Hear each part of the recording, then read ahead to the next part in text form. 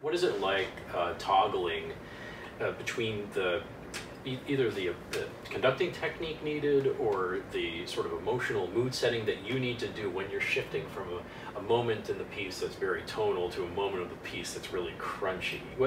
Does that place a particular demand on you as a conductor? Well, I find that my job as a conductor is to deliver the drama of the piece as effectively as possible. I think in opera in general, the beautiful thing about opera is that drama and music really become one.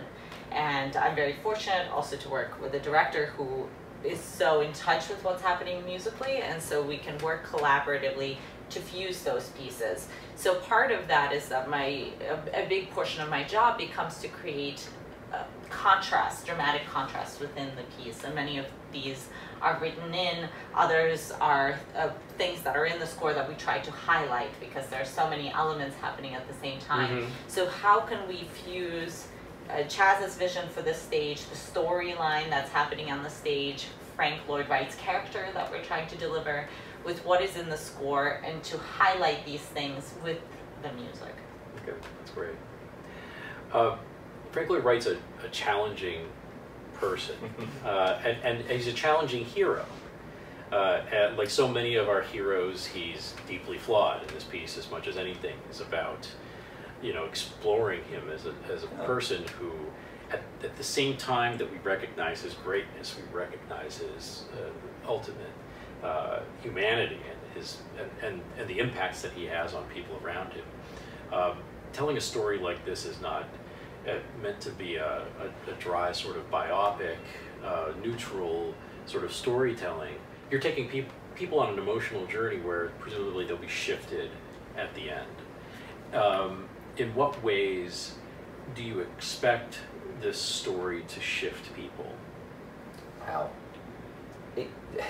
That's a huge weight to place on an opera in general. I think that it kind of happens naturally in a good opera.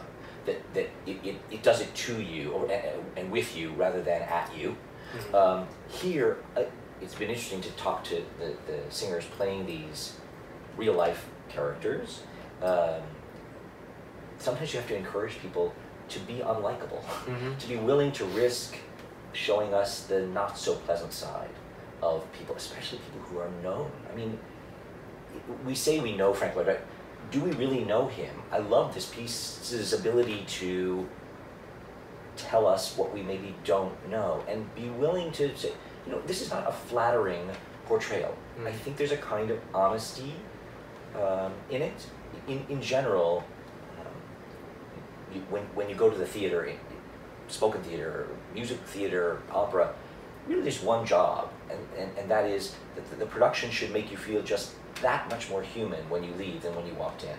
And that doesn't mean you should be happy or specifically sad in a certain way. It just means, can you find yourself, for good or for bad, somewhere on that stage? And I think when you take somebody like Frank Lloyd Wright and you allow him to be not just the hero, but maybe sometimes the anti-hero, it can be freeing for an audience. You know what? People that we admire and we're obsessed with celebrity nowadays, the people they have a backstory. It isn't all lovely all the time. That's right. These aren't commedia pieces. He takes advantage of people in this opera. He did in life. But seeing those people, they also take advantage of one another. So there's no big winner in this. Nobody comes out as a grand hero in this piece, but for all the right reasons. For conducting style, I'm sure you have conductors that you admire, maybe some that you emulate in certain ways. Because this piece has different musical styles, really baked in, it is the nature of the piece to move between style and style. How do you find yourself calling upon those influences? Is there an individual conductor who you sort of think about when you're working on this particular piece, or do you feel yourself drawing from different experiences to find, the best musical values in this section versus another one, that kind of thing? Well, great question, and I think it has two answers. The first is that, to me, every style of music requires a different kind of conducting. Not everyone agrees with that, but to me, I approach conducting Wagner very differently from the way I would approach conducting Rossini, or from the way I would approach conducting, I don't know, Jake Heggie, for instance. But so in this piece, I have to call on those different skills and the different approaches that are required for different styles, and that includes physically and musically.